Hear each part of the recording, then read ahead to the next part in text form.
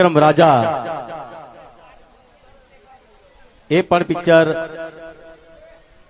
સરસ રીતે બની રહ્યું છે અને એના ડાયરેક્ટર ખેડૂત પિક્ચરના ડાયરેક્ટર હતા અમારા જીતુભાઈ પંડ્યા, કોમેડી કિંગ.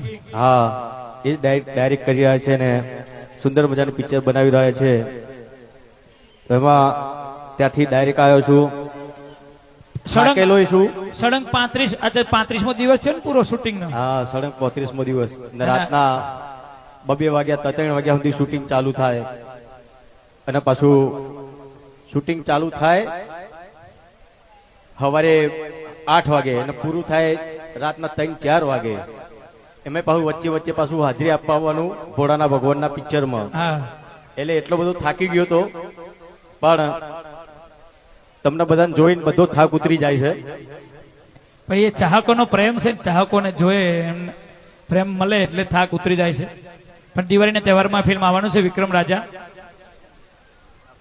પણ આપણે બધાને આનંદ કરવો છે ભાઈઓ બહેનો.